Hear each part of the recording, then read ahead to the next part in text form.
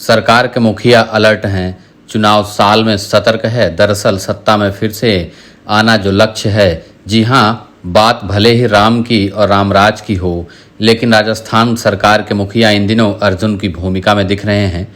अर्जुन इसलिए क्योंकि सीएम की नज़र अपने लक्ष्य पर है। चिड़िया की आंख को भेदने के लिए सीएम और उनकी सरकार लगातार नज़र गड़ाए बैठी है और वह चिड़िया की आंख है 2023 के चुनाव में सत्ता में वापसी। जी हां, अपने इस लक्ष्य को साधने के लिए सरकार जुटी हुई है। इस बीच सरकार ने मंत्रिमंडल के साथ ही मंत्रिपरिषद की बैठक भी बुलाई है।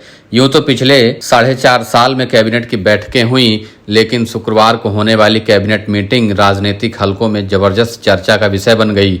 दरअसल चर्चा इसलिए क्योंकि दिल्ली में सरकार ने दिल्ली में एक बैठक बुलाई।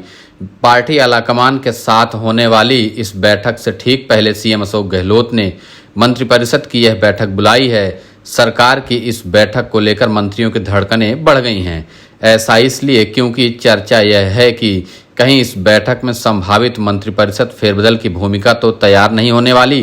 राजनीतिक हलकों में इस बात की जबरदस्त चर्चा है कि मंत्रिपरिषद की बैठक में मंत्रियों के इस्तीफे लेने जैसे बड़ा कदम उठाया जा सकता है। दरअसल इस चर्चा का आधार दिल्ली की बैठक और उससे पहले छत्तीसगढ़ में हुए समझौता फॉर्मूले के चलते बना है।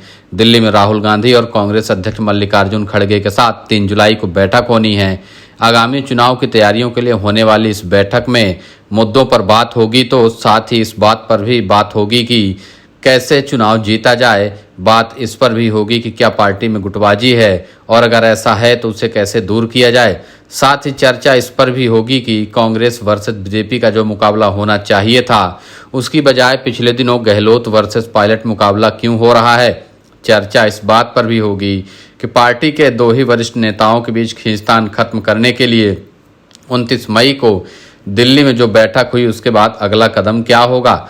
सवाल यह है कि क्या पीसीसी चीफ बदलने पर कांग्रेस में मंथन हो रहा है। अगर ऐसा है तो मौजूदा पीसीसी चीफ की जगह कौन आएगा। सवाल यह भी है कि क्या डोटासरा को पीसीसी चीफ से हटाकर सिर्फ एक विधायक के रूप में रखा जा सकता है, जैसे कि सचिन पायलट को रखा गया। इन सब सवालों के बीच पार्टी में एक बात उभर कर यह भी आई कि डोटासरा को बदलने की सूरत में उन्हें सम्मानजनक जगह देनी होगी। इसके लिए डिप्टी सीएम का पद सबसे बेहतर विकल्प के रूप में देखा जा रहा है। इन सब चर्चाओं के चलते मंत्रिपरिषद की बैठक को महत्वपूर्ण माना जा रहा। राजनीतिक हलकों में ईद के दिन होने वाली इस कैबिनेट बैठक की चर्चा पहले से ही थी। दरअसल पिछले 4.5 साल के कार्यकाल में ऐसा कभी नहीं हुआ जब सीएम अशोक गहलोत ने ईद के दिन कैबिनेट की बैठक बुलाई हो। बैठक की अहमियत इसी बात से समझ में आ रही है। ईद पर अपने घर पर गए होने के कारण मंत्री सालेह मोहम्मद वीडियो कॉन्फ्रेंसिंग से बैठक में जुड़ते, लेकिन सालेह मोहम्मद के अलावा अधिकांश मंत्री भी ईद के मौके पर अपने निर्वाचन क्षेत्र में थे। ईद की नमाज के बाद लोगों को मुबारकबाद देने के लिए मंत्री अपने क्षेत्र में थे। बताया जा रहा है कि इसीलिए बैठक शुक्रवार को शिफ्ट की गई और सभी मंत्रियों को शुक्रवार सुबह 11 बजे जयपुर में रहने के निर्देश दे दिए। पहले बैठक को ईद से हटाकर अगले दिन शिफ्ट करना और उसके बाद मंत्रियों को जयपुर में रहने का निर्देश देना कई तरह के सवाल और मंत्रियों के मन में एक तरह का चिंता पैदा कर गया। दरअसल कुछ महीने पहले कांग्रेस के प्रदेश प्रभारी सुखजिंदर सिंह रंधावा ने आपसी बातचीत में सीएम अशोक गहलोत से मंत्रिमंडल में फेरबदल के लिए कहा। तब सीएम ने आगे इस मामले को देखने की बात कही थी।